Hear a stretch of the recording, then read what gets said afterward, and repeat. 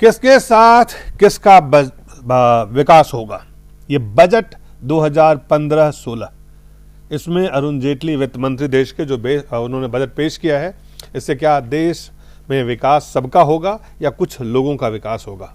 क्या ये बजट सबको साथ लेके चल पाएगा, ये सवाल है। और इसी सवाल पे हम चर्चा करेंगे। हमारे साथ हरगेश बहादुर जी हैं, वरिष्ठ राजनेता है, राजनीतिक चिंतक हैं। हमारे साथ मोहम्मद अदीब साहब हैं, राज्यसभा के सांसद। और हमारे साथ हैं जगदीश सेटिगर साहब हैं, और आप जानते हैं उनको, आर्थिक विशेषज्ञ हैं। साथ ही पुष्पेंद्र कुलश्रेष्ठ और ललित जी हैं। सबसे पहले अदीब साहब आपसे शुरुआत करते हैं कि इस बजट पे क्या पहली प्रतिक्रिया आपकी?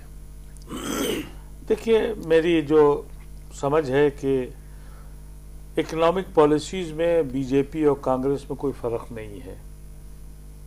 पिछले बजट जो मनमोहन सिंह जी के ज़माने से शुरू हुए थे कि एक ग्रोथ की जाए और जिसमें सेंसेक्स का और कारपोरेट सेक्टर का ध्यान रखा जाए, ये उसी कड़ी की एक और आगे कड़ी है जी।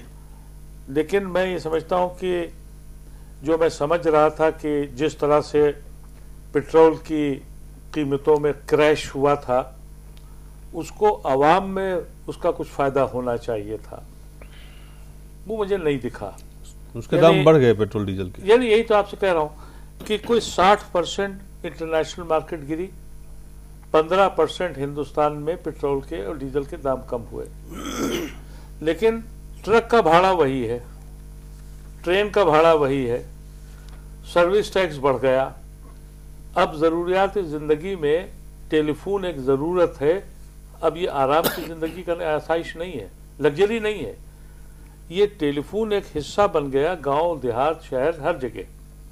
वो भी महंगा हो गया, इंटरनेट भी महंगा हो गया।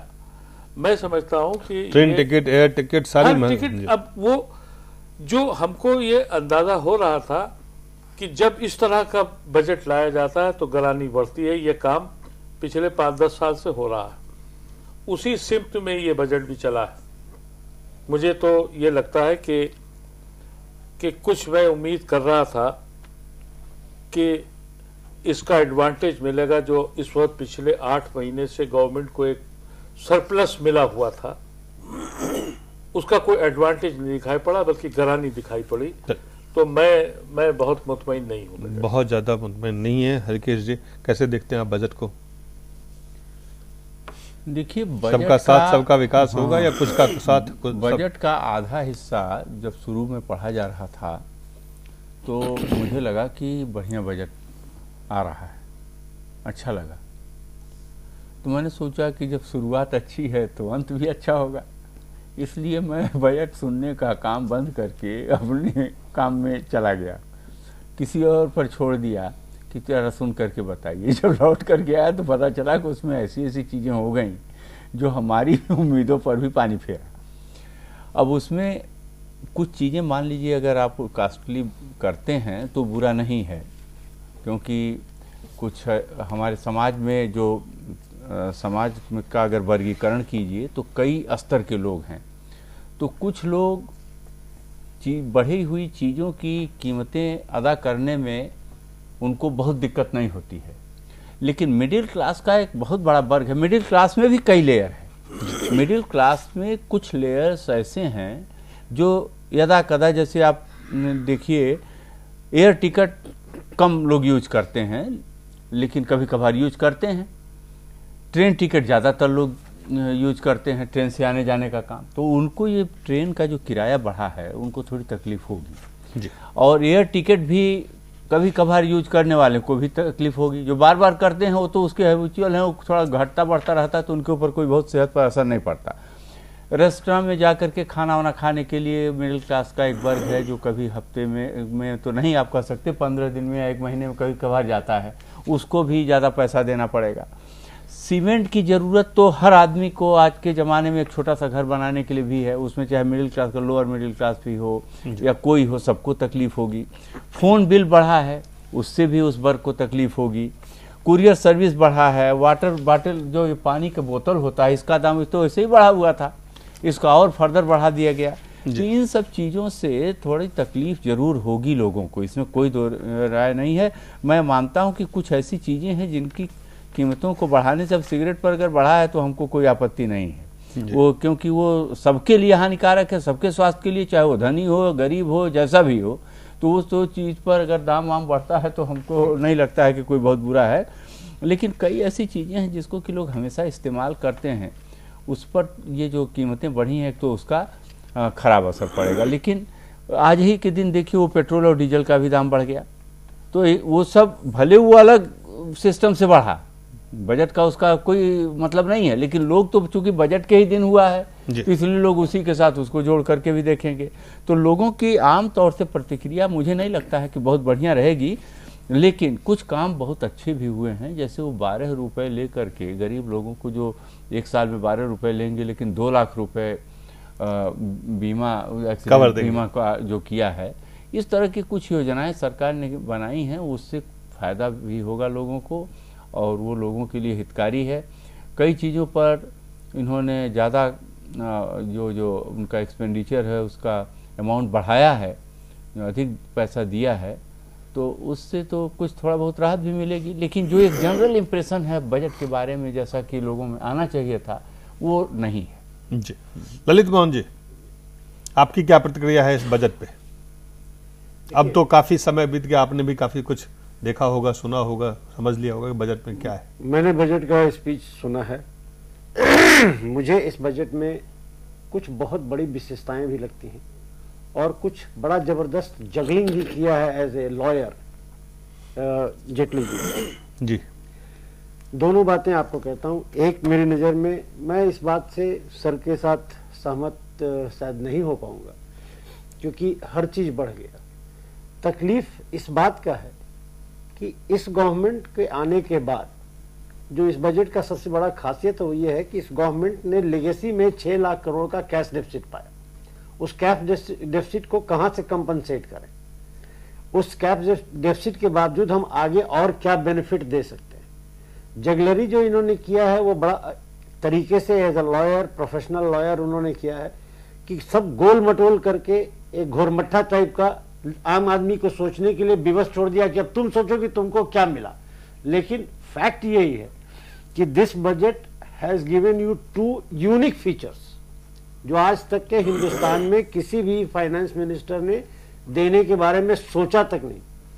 This is the only budget in my life time of 40 years of my political experience कि मैं देख रहा हूं कि किसी फाइनेंस मिनिस्टर ने एग्रीकल्चर इंफ्रास्ट्रक्चर के लिए सेपरेट फंड क्रिएट किया, जो किसी ने नहीं किया, जबकि 75% की हमारी आबादी गांव में रहती और उसके लिए कोई इंफ्रास्ट्रक्चर नहीं। जहां पे इन्होंने जगलरी की वो ये है कि हम आज अगर जो किसान धान या गेहूं उपजाने जाता है तो उसका कॉस्ट ऑफ प्रोडक्शन इतना एक्सेसिव हो जाता है और मिनिमम प्राइस आप उसको देने से कतराते हो।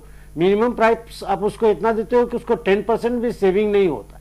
इस इंफ्रास्ट्रक्चर, जो एग्रीकल्चर इंफ्रास्ट्रक्चर की जो आप बात कर रहे हैं, इंफ्रास्ट्रक्चर क्या होगा, इसका क्या प्रारूप होगा जी, इन्होंने ये क्वेश्चन को वैकेंट छोड़ा। दूसरा चीज जो इन्होंने क्रिएट किया, मोदी जी ने शायद उसको अपने ये लास्ट मिनट चेंजेस हो सकता है मेरे मानना से, क्योंकि जो नरेंद्र मोदी को हम लोगों ने इलेक्शन के पहले देखा जी, वो नरेंद्र मोदी तो पिछले 8 महीने में कहीं नजर नहीं आया। Was looking more as a foreign minister than as a prime minister. I agree, उनके इस कंसेप्ट से मैं एग्री करता हूं कि कुछ चीजें हैं जो प्रधानमंत्री को करनी पड़ती हैं, लेकिन उस करने की प्रक्रिया में मोदी जी धीरे धीरे अपनी पकड़ ढीली करते चले जा रहे थे सरकार पर, जिसका उन्होंने परिचय परसों दिया एज एग्रेसिव नरेंद्र मोदी कि मैं ये चाहता हूं इंडिया फर्स्ट, कॉन्स्टिट्यूशन, ये सारी बातें बड़ी अच्छी लगी। लेकिन उसके बावजूद जब मोदी जी ने ये कहा कि 22 माइन को ऑक्शन करने पे हमें 1 लाख करोड़ की प्राप्ति हुई और 220 माइन्स हमें करना अभी बाकी है, तो हमको ये समझ में नहीं आया कि अगर जो कॉर्पोरेट का हम टैक्स स्ट्रक्चर लो कर सकते हैं तो जो सर्विस क्लास है उसको क्यों नहीं बेनिफिट दे सकते हैं टैक्स एनहांसमेंट में। चलिए पुष्पेंद्र। एग्जैक्टली, देखिए मैं समझता हूं कि काफी विश्लेषण अब तक हो चुका है, और आपका क्या विश्लेषण है इस बजट का? नहीं, बजट के बारे में मैं तो तमाम सारी बातें हो बिल्कुल कॉमन आदमी की तरह देखता हूं। बड़े बड़े चीज़ें कही गई हैं, जुमलेबाजी कही गई है। ललित भाई ने कहा है कि उन्होंने अपने वकालत का पूरा ज्ञान इसमें भगारा है, लेकिन बड़ी बारीकी से मुझे नहीं लगता कि ये पूरा का पूरा बजट, मुझे ऐसा लगता है कि तमाम बातें कहें कि इंफ्रास्ट्रक्चर है, पिछला घाटा है, लेकिन मुझे लगता है कि गरीबों के साथ खड़े होने का इसमें बड़ा खूबसूरती से शब्दों का इस्तेमाल किया गया है। उनके पास भी खड़े हैं, गरीबों की बात भी उन्होंने की है। लेकिन मुझे लगता है कि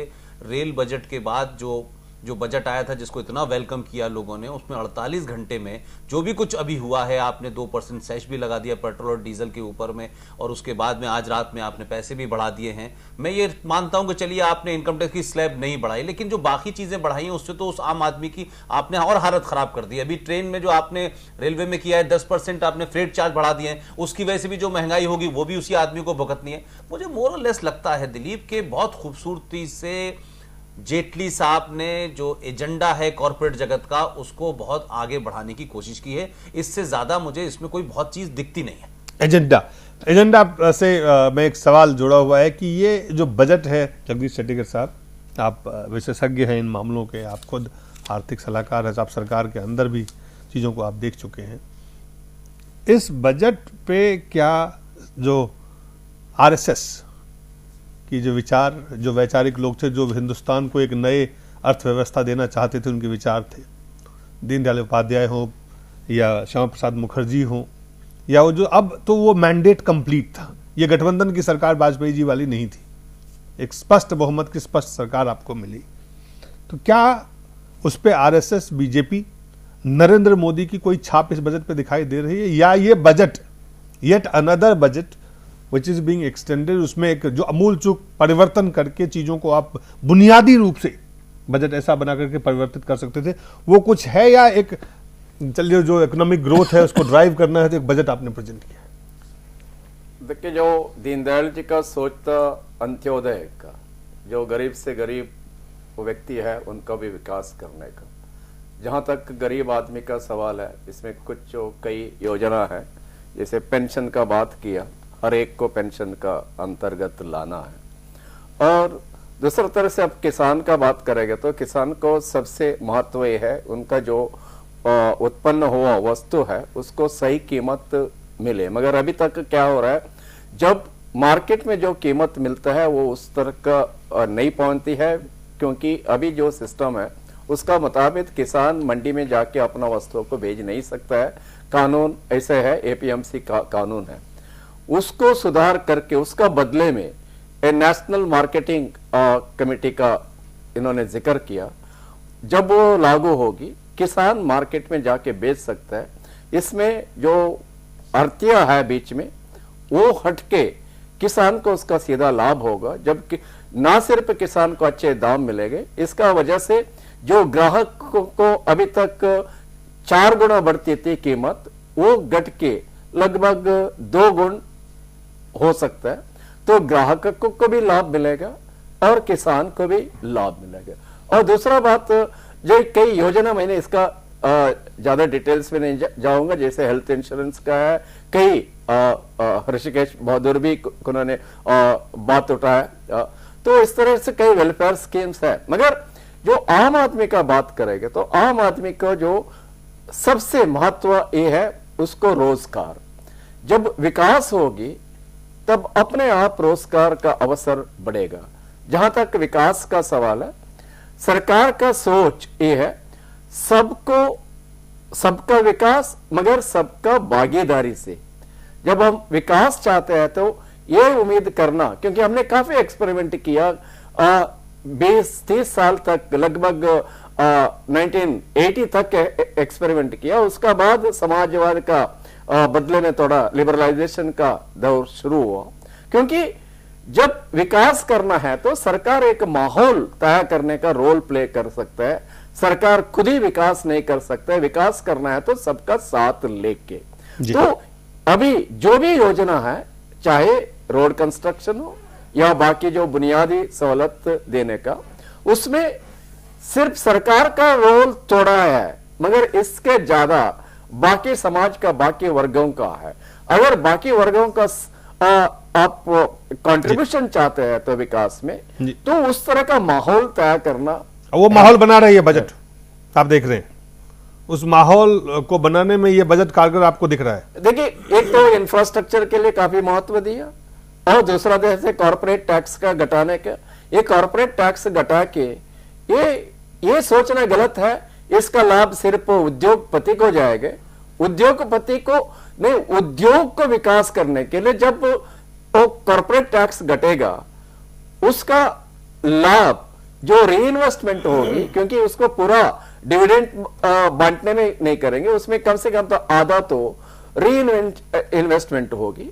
इसी तरह से बाकी जो इन्वेस्टमेंट जो आकर्षित करना है तो पहले बात इंफ्रास्ट्रक्चर डेवलप करना जरूरी है। और इसी तरह से कई क्षेत्र में जैसे पोर्ट में कॉर्पोरेटाइजेशन का बात कर रहा है, इसका मतलब बहुत स्वायत्तता का बात, ताकि कॉर्पोरेट अभी तक जो सरकार का कंट्रोल में वो ठीक तरह से नहीं चल रहे, तो वहां जब स्वायत्तता मिलने के बाद एक कंपनी का नाते, कॉर्पोरेट सेक्टर का नाते पूरा स्वायत्तता से काम हो जाएगा। अगर वहां एक्सपेरिमेंट सक्सेसफुल हो गए तो हो सकता है दूसरा क्षेत्र में जैसे बैंकिंग क्षेत्र में स्वायत्तता का बात चल रहा है तो सरकार को हिम्मत आ जाएगी, हम दूसरा क्षेत्र में भी, क्योंकि हमारा साथ टैलेंट्स का कमी नहीं है, वही जो मैनेजर्स, वही जो है मैनेजमेंट यहां रिटायर होकर प्राइवेट सेक्टर जाते हैं, वहां अच्छी तरह से काम करते। यहां स्वायत्तता की कमी का वजह से, क्योंकि सरकार का जो हस्तक्षेप का वजह से काम नहीं कर सकते थे, इसी का वजह से जब स्वायत्तता दे दी दिया तो यहां टैलेंट्स प्राइवेट सेक्टर से ज्यादा सरकारी क्षेत्र में है, मगर कमी है स्वायत्तता। जी, जो एक सवाल मुझे हमें ब्रेक पे जाना है, उससे पहले मैं जानना चाहता हूं आपसे कि महंगाई एक ऐसा मुद्दा था चुनाव से पहले जिसको लेके सबसे ज्यादा आक्रामक भारतीय जनता पार्टी, खुद प्रधानमंत्री थे, लेकिन इस बजट को अगर हम देखते हैं तो लगता है महंगाई रोकने के लिए, महंगाई पर नियंत्रित करने के लिए किसी भी तरह का कोई प्रावधान नहीं दिखता है। ऐसा क्यों?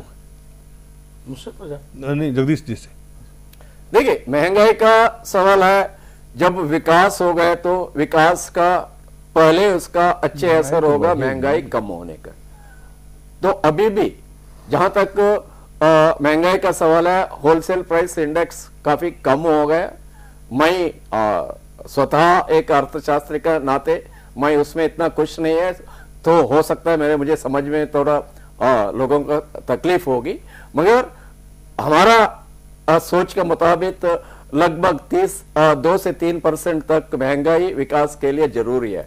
होलसेल प्राइस इंडेक्स अभी नेगेटिव में चल रहा है, लेकिन अच्छी बात नहीं, मगर समस्या है की जो चीजें, जिन चाहे वो अन्न हो, चाहे वो सब्जी हो, चाहे वो तेल हो, चाहे वो दाल हो, चाहे वो दवाई हो, चाहे वो शिक्षा हो, चाहे वो अब यात्रा हो, सर्विस टैक्स बढ़ने से, चाहे रेल यात्रा हो, तमाम चीजों का दाम बढ़ेंगे। एक्साइज ड्यूटी बढ़ेगी, एक्साइज ड्यूटी से भी दाम बढ़ेंगे, कस्टम बढ़ेंगे, उससे भी दाम बढ़ेंगे। तो कुल मिला के मेरा सवाल ये है कि महंगाई रोकने, महंगाई के नाम पे आपने आक्रमण तो किया, कांग्रेस के लोगों ने बेदखल कर दिया, कांग्रेस की सरकार, यूपीए की सरकार बाहर हो गई, लेकिन महंगाई से जो निजात मिलनी थी वो कब मिलेगा? क्योंकि उसके प्रावधान, इस बजट से लोगों को उम्मीद था कि महंगाई को रोकने के लिए भी कुछ काम होंगे, जो नहीं दिखता इसमें। नहीं, अभी लग रहा होगा कुछ सर्विसेज को इसको लागू अंदर बढ़ाया, मगर जब लॉन्ग टर्म पॉलिसी का देखा जाएगा तो ये जीएसटी का अंदर लाने के लिए एक स्ट्रैटेजी है। तो एक बार जीएसटी लागू करने का बाद आप जो मल्टीप्लिकेशन ऑफ टैक्स नहीं होगा, इफेक्टिवली आप ये कह रहे हैं कि जब तक जीएसटी नहीं आएगा और जीएसटी आने के बाद क्या स्थिति बनती है, तो अभी आपको महंगाई से निजात नहीं मिलनी है, आप ये कह रहे हैं? जो एक तो विकास का साथ हो जाएगा काम, और दूसरा जो टैक्स का वजह से जो अभी तक कई टैक्स होता है, जो मल्टीप्लिकेशन ऑफ द टैक्स होता है, वो सारा बंद हो जाएगा, और दूसरा क्षेत्रीय टैक्स जीएसटी के बाद वो सारा हट जाएगा। तो आखिरी जो टैक्स का जो बोझ है वो कम होगा। इसका वजह से मैं आपसे सीधा सवाल है, जिस तरह से प्रधानमंत्री ने महंगाई पे आक्रामक होकर उन्होंने चुनाव के समय में हमला बोला था उस समय की सरकार पे, आज अगर स्थिति को हम देखें तो आपको लगता है कि प्रधानमंत्री इस बजट से सेटिस्फाइड होंगे? हालांकि उनकी, चूंकि वो मुखिया हैं तो उनको इस बजट को हमेशा ही ये उन्हीं का बजट माना जाएगा एक मुखिया के नाते, लेकिन क्या Arun Jaitley long term strategy के नाते जी ये महंगाई को कम करने का एक तरीका है, तो इसमें कम हो जाएगा। और दूसरा बात है, will it drive growth, will it drive equality? जी जी, जो मैं दूसरा तरह से, अभी सर्विस सेक्टर जीडीपी में कितना है? 55% से ज्यादा है। जब जीडीपी का हिस्सा 55% से ज्यादा है, क्या सर्विसों का ये बनती नहीं है, विकास में भी उनका भागीदारी नहीं होना है? तो इसीलिए मैंने कहा सबका विकास सबका भागीदारी से होना है। नहीं, लेकिन जगदीश भाई एक मेरा छोटा सवाल है कि जो बात आप कह रहे हैं वो समझ में आती है कि लॉन्ग टर्म में होगा। हम 9 महीने देख चुके, एक आम आदमी जो सड़क पर रोज सब्जी खरीदता है, जो 2 चावल दाल तेल जो खरीदता है, उसको आप ये कैसे भरोसा दिलाएंगे एक अर्थशास्त्री के नाते इस बजट को देखते हुए? कितने अगले दिन में ये जो विकास की बात आप कह रहे हैं लॉन्ग टर्म प्लानिंग, ये लॉन्ग टर्म 1 साल 2 साल के बाद इस पे काबू पाना शुरू हो जाएगा? ये मैं आपसे सवाल पूछना चाहता हूं। देखिए लॉन्ग टर्म वो अलग कुछ टाइम अंदाजन टाइम तो बताएं। 2 महीने बाद, 6 महीने बाद, 8 महीने बाद, ये कब कहां से शुरू होगा? शुरुआत तो होना चाहिए। अगर जहां तक लाभ का सवाल है, तो जहां तक बुनियादी सहूलत का सवाल है, तो वहां तो 5 साल से ऊपर होता है।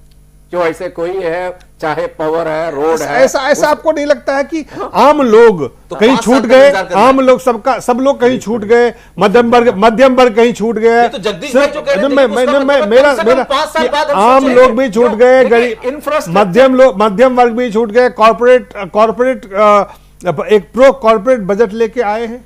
नहीं देखिए वो कॉर्पोरेट सेक्टर का ये सोच, और आप कहते हैं कि उस कॉर्पोरेट जी एक छोटी सी बात है, हमें ब्रेक पे जाना है। आप संक्षिप्त बहुत छोटी सी बात आपसे पूछता हूं। सेंट्रल बजट बनाने वक्त फाइनेंस मिनिस्टर की क्या जिम्मेवारी है कि राज्यों का फाइनेंस का बजट भी वो बनाए? अगर जो हां तो कहिए हां, ना तो कहिए ना। सेंट्रल मिनिस्टर का, फाइनेंस मिनिस्टर का ये पोर्टफोलियो नहीं हो सकता कि आप स्टेट में लायबिलिटी क्रिएट करते जाइए और हम सेंटर में उसको एडजस्ट करते चले जाए। आप महंगाई की बात कहते हैं, मैं आपसे सहमत हूं। मैं घोर विरोधी हूं आज की तारीख में इस बजट का, सिर्फ 2 कारणों से। क्योंकि जिस तरह से जगलरी उन्होंने किया है, लेकिन कुछ इस बजट की बहुत मेरा बड़ा पॉइंटेड सवाल है। आपकी बहुत सारी, देखिए इतना बड़ा बजट डॉक्यूमेंट में अच्छी चीजें भी होगी तो स्वाभाविक रूप से, लेकिन जो असल में आम आदमी जो सबसे जी, मैं सिर्फ ये जानना चाहता हूं कि आम लोगों से जब प्रधानमंत्री कहते थे कि ये महंगाई घटी क्या नहीं घटी, और ये उम्मीद लोग लगाए बैठे थे कि जब आप आए हैं, चलिए 9 महीना बाद नहीं, अब जब संपूर्ण बजट आप लेके आ रहे हैं तो इस बजट में ऐसी चीजें होंगी जिससे महंगाई पे अगर अंकुश लगेगा, तो क्या उस अंकुश लगाने का काम ये बजट किया है या नहीं किया है? बस इतना ही मैं समझना चाहता हूं। वही तो मैंने कह रहा हूं, ये स्ट्रैटेजी के नाते वही किया, मगर इसका इंतजार करना पड़ेगा। कितना दिन जगदीश जी? लेकिन वो इंतजार कितना, एक एक्सपर्ट के नाते आप बताएं। आप 2 साल के बाद हम मान लें कि आज एन एक्सपर्ट आप ये कह रहे हैं कि जो भी कुछ आज घोषणा हुई है उसके 2 साल के अंदर ये जो है सब्जी दाल तेल चावल कुछ सस्ता होने, मैं ये जानना चाह रहा हूं। नहीं, जहां तक उद्योग जगत का सवाल है, उनको एक पॉजिटिव एनवायरनमेंट पैदा करेगा तो अपने आप वो ये उद्योग जगत ही तमाम देश की तमाम समस्याओं का समाधान वहीं पे है। इंफ्रास्ट्रक्चर का सवाल है तो वो 5 साल का पहले उसका इम्प्लीमेंटेशन नहीं होगा, क्योंकि चलिए एक छोटा सा हमें ब्रेक। ऐसा लग रहा है कि कोई आदमी आईसीयू में लेटा हुआ है और उससे ये कहा जा रहा है कि अभी तुम्हारा इलाज होगा, एम्स अस्पताल की हमने नींव रख दी है, अभी बनेगी, फिर उसके बाद उसमें डॉक्टर आएंगे। ये कुछ उस किस्म का सा मुझे लग रहा है कि हम इंतजार करें, वो आईसीयू में उसको दवा चाहिए शाम की, ये कह रहे एम्स की बुनियाद हमने रख दी है और मिलेगा, तुम्हें जरूर मिलेगा। चलिए एक छोटा सा ब्रेक लेते हैं, ब्रेक के बाद जल्द वापस लौटते हैं।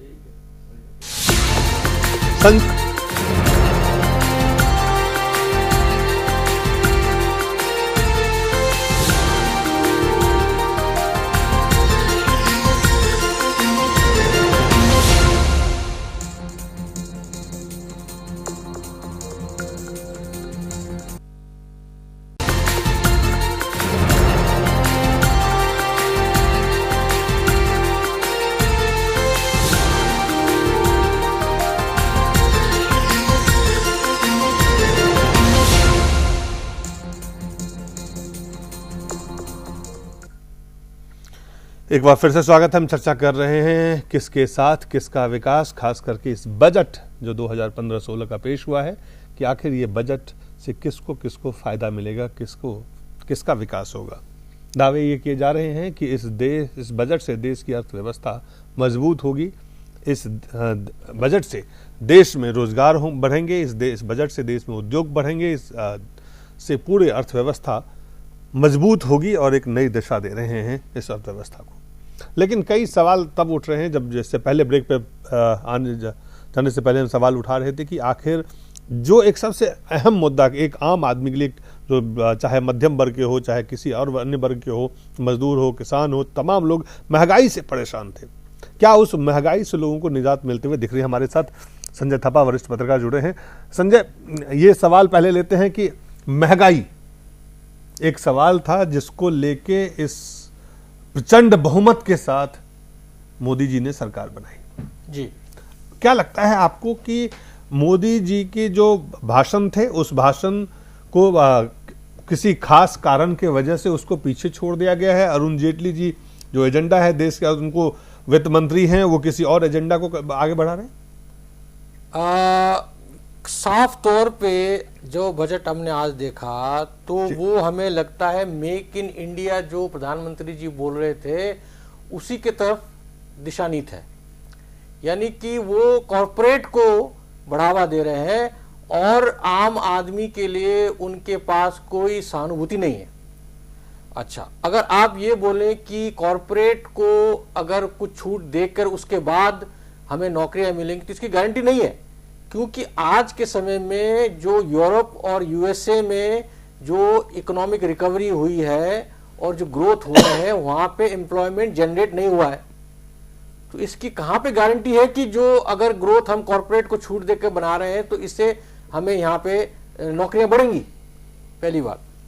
दूसरी बात यह है कि कॉरपोरेट जगत में जो ये छूट मिली है इसको आप अगर एक तरफ से जो जनरल एग्जेम्पशन है उसका लिमिट थोड़ा सा बढ़ा देते आम आदमी के लिए तो एक बैलेंसिंग एक्ट हो जाता था जिससे आम आदमी को कुछ राहत मिलती।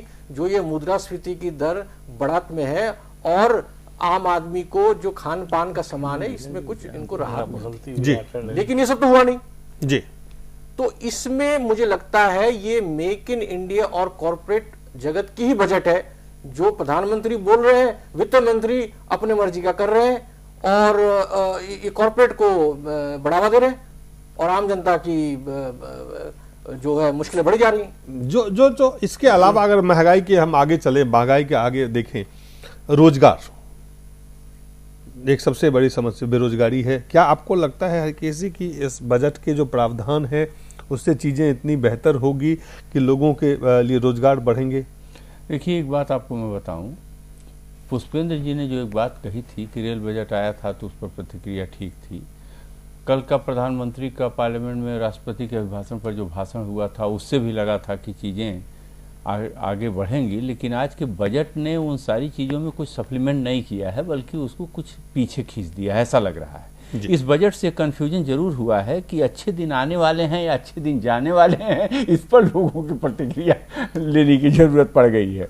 इन्फ्लेशन का जो महंगाई का सवाल आपने अभी तक बात किया, लोगों से चर्चा किया, तो रेल का किराया अगर बढ़ेगा, एयर किराया बढ़ेगा, रेल फ्रेट बढ़ाया ही था रेल मंत्री ने, डीजल पेट्रोल के दाम जो बढ़ रहे हैं, सर्विस टैक्स बढ़ रहा है, एक्साइज कस्टम वगैरह की ड्यूटी अगर बढ़ेगी, सब चीज़ होगा तो महंगाई नियंत्रित नहीं हो पाएगी आसानी से। वैसे इंडियन इकोनॉमी एक प्रकार के ट्रांजिशन स्टेज में है और इसको इस कीचड़ से बाहर लाने के लिए हम समझते हैं कि वित्त मंत्री कुछ बेहतर प्रयास कर सकते थे। वो क्यों नहीं कर पाए, अब इसका तो अब जवाब मैं नहीं दे सकता, वही देंगे। इनकम टैक्स में थोड़ा एग्जम्पशन भी एक्सपेक्ट किया जा रहा था, खासतौर से मिडिल क्लास के द्वारा, वह भी उसको नहीं मिला। अच्छा, एक बात जैसा कि बजट में कहा है कि 2022 तक हर परिवार के कम से कम एक सदस्य को रोजगार जरूर मिल जाएगा। तो अगर बजट इसी तरह का है, सारी चीज़ें इस प्रकार की हैं, तो एक व्यक्ति को रोजगार जरूर मिल जाएगा। अब इसके लिए हो सकता है कि अगले बजट में, क्योंकि मैं मानता हूं कि किसी एक बजट से देश की सारी समस्याओं का समाधान नहीं संकेत तो मिलते हैं। इस सरकार का पहला संपूर्ण बजट है। यहाँ से संकेत किस तरह के मिल रहे हैं? अच्छे दिन आने के संकेत आपको मिल रहे हैं या नहीं मिल रही है? वो अच्छे दिन जाने, वही मैंने कहा ना कि कंफ्यूजन हो गया कि अच्छे दिन आने वाले हैं या अच्छे दिन जाने वाले हैं, इस पर बहस का विषय बन गया है। चलिए अदीब साहब, आम आदमी के लिए महंगाई से निजात मिलने की स्थिति नहीं दिख रही है, बन नहीं रही है। कम से कम अगर सर्विस टैक्स बढ़ गए हैं, एक्साइज कस्टम हर कुछ चीज़ों में सेलेक्टेड वहाँ पे भी बढ़ोतरी हुई है। डीजल और पेट्रोल के दाम बढ़ चुके हैं, आज रात से लागू हो जाएगा। इसका मतलब क्या माना जाए कि आम आदमी के लिए इस बजट में जो अरुण जेटली जी दावा कर रहे हैं कि ये प्रो पुअर बजट है, वो दावे में कितना दम है उन दावों में? नहीं, ये तो मैं जितना पढ़ सका और देखा मैंने जी, मुझे तो ये इन्फ्लेशन का बजट दिखाई पड़ा कि इन्फ्लेशन बढ़ेगा मेरी समझ से। आपने भी एक बड़ी अच्छी बात कही थी कि मोदी जी इलेक्शन में आए इसीलिए थे कि भाई क्या महंगाई कम हुई, कांग्रेस से पूछते थे। एक वो दूसरी बात भी कहते थे, काला धन। इस बजट में एक प्रोविजन रखा गया कि विदेश में अगर काला धन है उसके खिलाफ कानून लाया जाएगा। जी दिलीप साहब, विदेश में जितना काला धन है उसके 100 गुना धन हिंदुस्तान में जनरेट होता है काला धन। बहुत सही। उस पर खामोशी है, उस पर कहीं एक जुमला नहीं कहा गया कि क्या प्लान है उस ब्लैक मनी को जो करोड़ों खरबों के हिसाब से रोज जनरेट होती है। मैं ये तवक्को करता था प्राइम मिनिस्टर की स्पीचेस सुनकर और उनकी पावर में आने के बाद कि कम से कम जो ब्लैक मनी है वो चैनलाइज होगी। अगर ब्लैक मनी को चैनलाइज करने का कोई भी इसमें इशारा होता, एक हमारे अभी साथी ने कहा कि बहुत अच्छी अपनी सलाहियत उन्होंने वकालत की दिखाई है, घूम फिर के दिमाग फटने लगता है कि जहां जाओ उन्होंने इशारों में छोड़ दिया है, इशारों में बातें छोड़ दी हैं, कैसे करेंगे नहीं मालूम। लेकिन ब्लैक मनी पर एक जुमला भी नहीं कहा गया। एक पूरा कोहराम खड़ा हो गया कि साहब वो ब्लैक मनी हम बाहर से ला रहे हैं। इसी एनसीआर में सिर्फ एक डिपार्टमेंट रजिस्ट्री का है, करोड़ों रुपए की रजिस्ट्री होती है। दिल्ली, नोएडा, गाजियाबाद, गुड़गांव, फरीदाबाद, करोड़ों रुपया रोज ब्लैक मनी में जनरेट होता है जी। ये कहाँ जाएगा? इस पे कोई बंदिश नहीं लगाई गई और ये बंदिश कांग्रेस ने भी नहीं लगाई, जिसकी वजह से ये हशर हुआ। हमारे यहाँ पैसे की कमी नहीं है, चैनल खत्म हो गए उसके। तो हमने इसमें तो पूरा ब्लैंक पढ़ने के बाद हमें लगता है कि जो कोर मुद्दे थे गरीबी हटाने के, इन्फ्लेशन कम करने के, ब्लैक मनी पे कंट्रोल करने के, वहां ये बिल्कुल खामोश है जी। एक और मुद्दा आपसे मैं अर्ज करूं क्योंकि वो माइनॉरिटी से रिलेटेड है।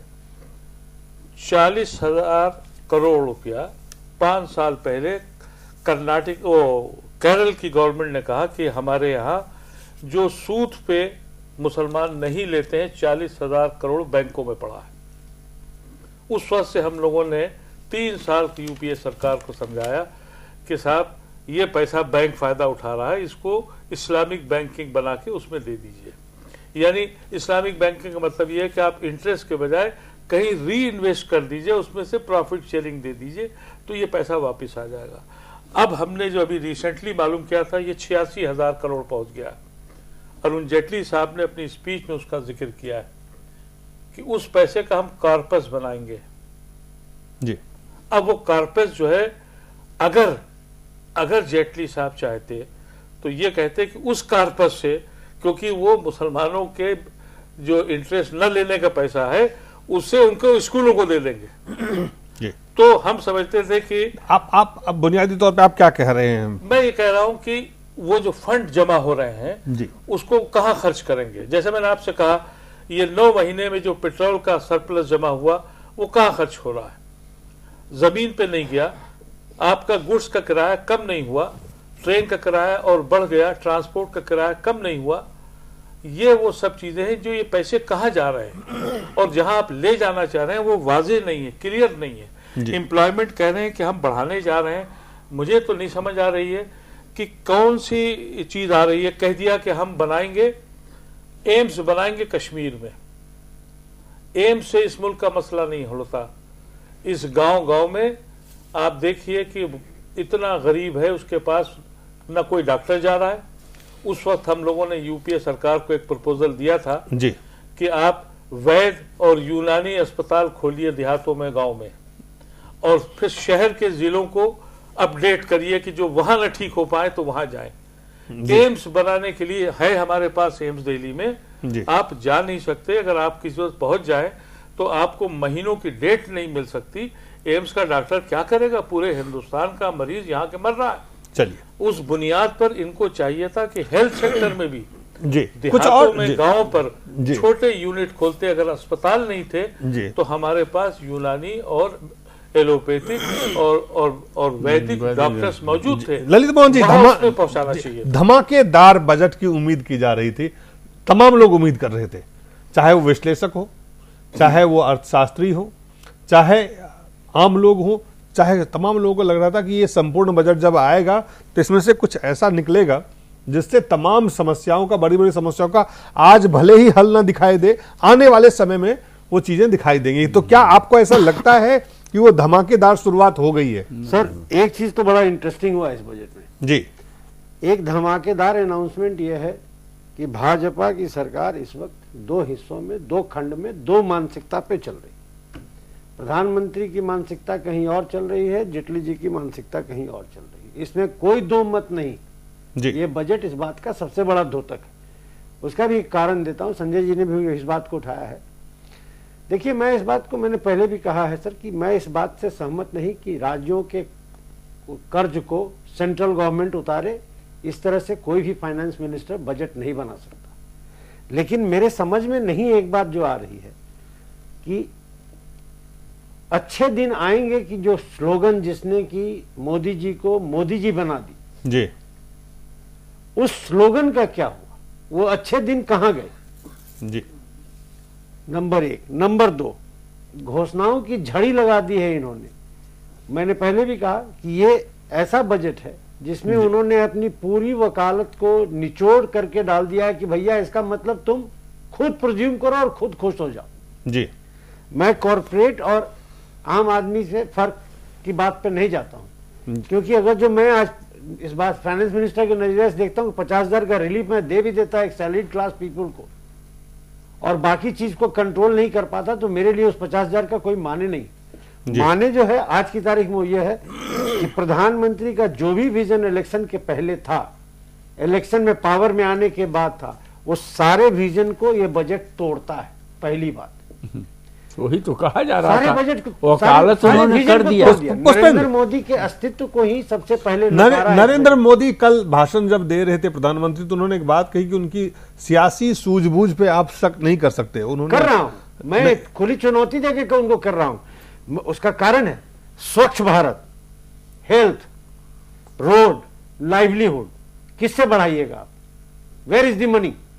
नहीं, वो तो उसके प्रावधान उसमें काफी सारे प्रावधान नहीं सर। आप हमको एक चीज बताइए, जिस देश में, चलिए मैं आपके पास कर दिया कि हम अगर जो आपको 100% देते हैं, 100 करोड़ दे तो हमारा 100 करोड़ टैक्स माफ। ऐसा ललित जी उन्होंने वकालत कर दिया है, जजमेंट आप सब लोगों पर, जनता पर छोड़ दिया। पुष्पेंद्र, दिल्ली क्या एक जो प्रधानमंत्री जी जब ये कल कह रहे थे कि आप मेरी सियासी सोच, उनकी जो सियासी समझ है उस पर आप प्रश्न नहीं उठा सकते, इसलिए मनरेगा जो है वो आपके फेल्योर का एक ऐसा जीता जागता नमूना है जिसको हम गाजे बाजे के साथ आगे बढ़ाएंगे। और उन्होंने बढ़ाया भी, और आज 5700 करोड़ रुपया बढ़ा भी दिया, और उसके साथ साथ फीचर लगा दिया कि हम जज करेंगे। तो क्या माना जाए कि वो इन चीजों को समझते हैं कि किन चीजों से सियासी फायदा और सियासी नुकसान हो सकता है, इसलिए बजट में ये प्रावधान रखे गए। अब मेरा सवाल है कि मध्यम वर्ग, खास करके मिडिल क्लास, जो इतना बड़ा middle class, expanding, ever expanding middle class, वो कहते हैं, उनके लिए वित्त मंत्री कह रहे हैं कि वो अपना केयर खुद करें, वो अपने आप को संभालें।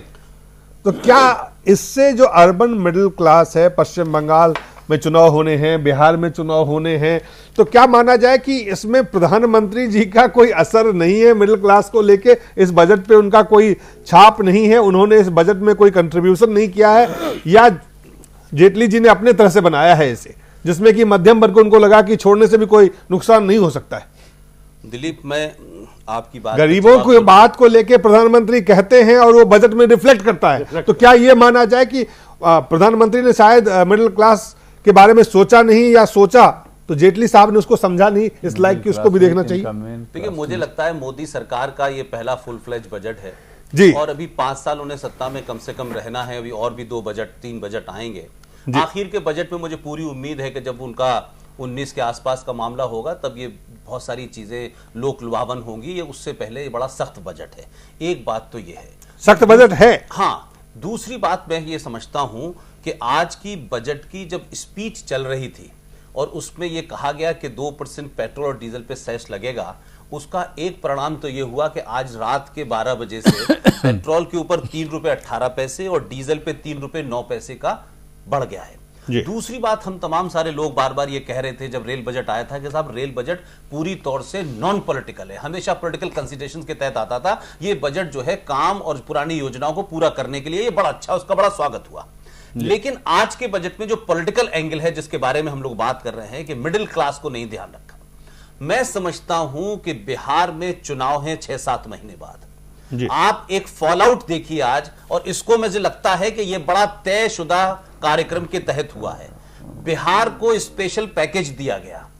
बिहार को जैसे ही केंद्र ने स्पेशल पैकेज दिया, बिहार राज्य ने देश को एक पार्टी पैदा करके दे दी है जिसका नाम है हिंदुस्तानी अवाम मोर्चा, जिसके अध्यक्ष जतिन राम मांझी हैं। जीतन राम मांझी को तो आज ही रोजगार मिल गया।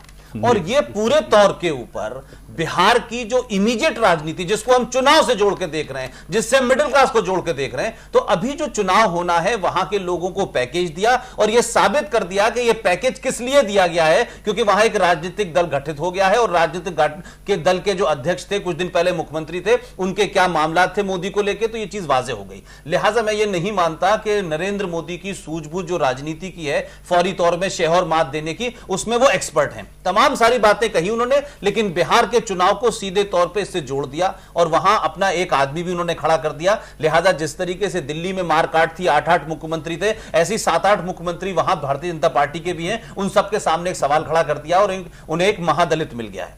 तो एक तो बात यह है। जो दूसरी बात आप कह रहे हैं कि मिडिल क्लास के साथ जितनी तमाम सारी चीजें, उसके लिए मोदी साहब के पास अभी 4 साल बचे हुए हैं जी। और मैं समझता हूं कि जब हालात वहां तक पहुंचेंगे तब तक बहुत सारी चीज लोग भूल जाएंगे और हिंदुस्तान के लोगों को भूलने की बड़ी जबरदस्त आदत है। कोई ये बहुत दिन तक नहीं याद रखता कि किसने क्या किया था। इस मुल्क में कभी कोई ऐसा नहीं है कि ऊधम सिंह की तरह 20 साल बाद किसी से कोई बदला ले। यहां लोग सुबह के बाद शाम में भूल जाते हैं। ये जो जितना भी गुस्सा आप देख रहे हैं पेट्रोल के बढ़ने के ऊपर, सर्विस टैक्स के ऊपर, पेट्रोल पे, ये तमाम सारी चीजें तो होंगी, लेकिन 6 महीने बाद बहुत सारी चीजें ठीक होने लगेंगी, यही लोग भूल जाएंगे और 5 साल आपको लगता है ठीक होने वाली स्थिति में चीजों को उस तरफ बढ़ रहे हैं? मैं दावा नहीं कर रहा। जो अभी जगदीश जी हमारे साथ थे वो तो 5 साल बाद कह रहे थे महंगाई की। मेरा सिर्फ कहना यह है कि चुनाव को मद्देनजर रखते हुए इस बजट में हम जहां चुनाव हो रहे हैं वहां के लोगों को खुश करने की उन्होंने पोजीशन की और वो कर दिया उन्होंने। क्योंकि ये बातें वो कहते रहे कि देखिए साहब राजनीति से हटके होना चाहिए, देश के लिए पॉलिसीज बनानी चाहिए, लेकिन इसमें बजट में यकायक उनको क्या लगा कि इस बार उन्होंने 6 महीने बाद होने वाले चुनाव को ध्यान में रख के ये पैकेज दे दिया है। तो ये अगर आप इसको राजनीतिक तौर पे कहें तो मैं समझता हूं उन्होंने सही काम किया, और अगर आप उसको लार्जर पर्सपेक्टिव में कहें तो जो मैं पहले कह चुका हूं, जो संजय भाई कह रहे हैं, जो हमारे जो हरकेश भाई कह रहे हैं कि बहुत कुछ कॉर्पोरेट जगत के लिए किया है और उनको लगता है कि कॉर्पोरेट जगत जो है इस देश में रेल बिछा देगा, ट्रेन चला देगा, कल से बिल्डिंगें बन जाएंगी। ऐसा कभी कभी मुझे लगता है, मैंने दिन में भी ये बात कही थी, मुझे लगता है इस बजट में बार बार जितने भारतीय जनता पार्टी के प्रवक्ता आ रहे हैं वो ये कह रहे हैं कि देखिए साहब जब तक बिल्डिंगें नहीं बनेंगी तो कैसे होगा, इंडस्ट्री नहीं बनेगी तो कैसे होगा, सड़कें नहीं बनेंगी। मुझे लग रहा है ये मुल्क जो है 27 मई 2014 को आजाद हुआ है और खाली पड़ा है मैदान। इसमें सब कुछ बनेगा तब काम चलेगा, नहीं तो नहीं चलेगा।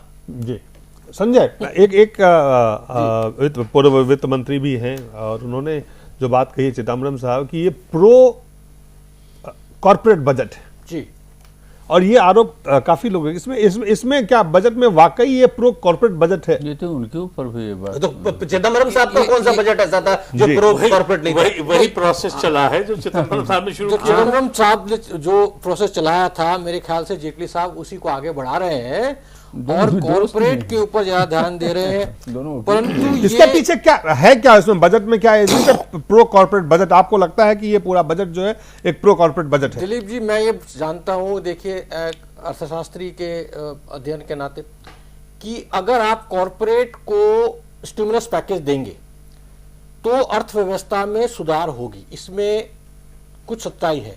लेकिन 10 साल से ही तो मिल रहा था, क्या सुधार हुआ? 10 साल से ये मिल रहा था और उसके अलावा अगर आप लाभ देखें बहुत जो जी। कॉस्ट ऑफ प्रोडक्शन लाभ बहुत मिला है। जी जो कॉस्ट ऑफ पूरा प्रोडक्शन पता चला है, जो इंटरेस्ट रेट्स हाई करोड़ है, जी। वो तो कम नहीं किए। RBI governor Raghuram Rajan interest rate कम करने को तैयार नहीं है। तो ये दो तरफा मार जो है, एक तरफ आप इधर कम कर रहे हैं, उधर वो बढ़ा हुआ है, cost of production, cost of finance बढ़ा हुआ है। तो ये इसका तालमेल कैसे रहेगा, ये कोई समझ में हमारे नहीं आया। और इसके इसके इसके लगता है कि कॉर्पोरेट को फायदा ही देने में जेटली साहब ने ये बजट जो आज पेश हुआ है, ये कॉर्पोरेट के ही बजट, मेक इन इंडिया जो प्रधानमंत्री जी बार बार बोल रहे हैं और मन की बात वो बोलते हैं, तो उसमें मेरे को लगता है कॉर्पोरेट जगत के लिए ही भलाई है और आम आदमी के लिए कोई गुंजाइश नहीं इसमें। आम आदमी के लिए कोई गुंजाइश। ललित मोहन जी बहुत कम समय रह गए हैं, बहुत आप एक बात बताइए, HDFC के वो पारिक ने कुछ बोला इस पर? आज HDFC के पारिक साहब को हम नहीं सुन पाए हैं, लेकिन आपसे ललित मोहन जी बहुत कम समय में हम जानना ये चाहेंगे कि कुल मिलाकर के आज अगर इस बजट को आम आदमी से जोड़ा जाए या खास आदमी से जोड़ा जाए, इस बजट को किससे जोड़ के देखा जाए, ये बजट किसके लिए है, किसके साथ है, किसका विकास होगा? ये अगर जो आप न्यूट्रल ओपिनियन पूछते हैं जी, तो ये बजट कुछ नहीं है सिवाय इसके कि पिछले 15 साल के फाइनेंशियल कुकर्मों को एडजस्टमेंट का एक तरीका निकाला है इसने। जी। और वो तरीका जब इनको नहीं समझ में आया है तो सब चीज को वैक्यूम में लाके इन्होंने छोड़ दिया। किसी पर कोई कंक्रीट आंसर नहीं है। 15 साल वाले को और 5 साल बढ़ाने की योजना डाल दी। एग्जैक्टली इन्होंने इस बजट से दो जी। चीज को कर दिया। जी, एक स्ट्रेट कट हिंट दे दिया पूरे पॉलिटिकल सिस्टम को कि बीजेपी इज ऑन 2 डिविजन्स। जी, कांग्रेस वाली स्थिति भाजपा की हो चुकी है और ये तो सही। बीजेपी को जो इन्होंने नरेंद्र मोदी का जो छवि तोड़ दिया है। जी, बहुत सही कहा भाई संजू ने कि बिहार का में जन्म हुआ और बिहार में घोषणा हुआ। मैं आपको बहुत साफ बता रहा हूं कि इनके अनाउंसमेंट से न बिहार खुश है, न बंगाल खुश है, न कुछ खुश है। एम्स बनेगा, बन जाएगा, पिछले 10 साल से बिहार में बन रहा है। क्या रीजन है कि नीतीश जी वापस सत्ता में आ गए? बिना भाजपा के सहयोग के ये संभव नहीं था। इसलिए इस बात को मैं हिट नहीं कर रहा, बस सीधा बात है कि अगर जो मुझे व्यक्तिगत तौर पे छोड़िएगा तो मैं इस बजट को 6 नंबर से ज्यादा नहीं दूंगा 10 में। चलिए अदीब साहब, आप कितना नंबर देंगे और इसमें किसका विकास होगा इस पूरे बजट से? नंबर देखिए, मैं तो किस हैसियत में नहीं हूं कि नंबर दूं या नहीं दूं। ये जरूर कहूंगा कि उम्मीद बहुत थी मुझको, मायूसी बहुत हुई।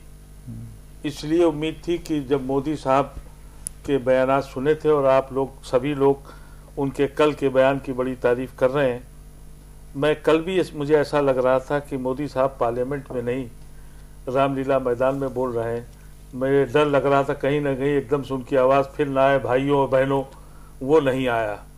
लेकिन उन्होंने पूरी तकरीर में कहीं पार्टी का जिक्र नहीं किया था। अगर आप देखें, एक बार भी नहीं कहा कि मेरी सरकार ने ये किया। उनका मैं कश्मीर गया, मैं बिहार गया जहां गोलियां चल रही थी, खून बह रहा था, मैं नॉर्थ ईस्ट गया, यानी सब मैं कर रहे थे। वो हमेशा दस्तूर ये होता है कि प्राइम मिनिस्टर हिंदुस्तान का जब पार्लियामेंट में बोलता है तो कहता है कि मेरी सरकार ने ये किया। मुझे इतना अफसोस हो रहा था कि वो तकरीर उन्होंने करी।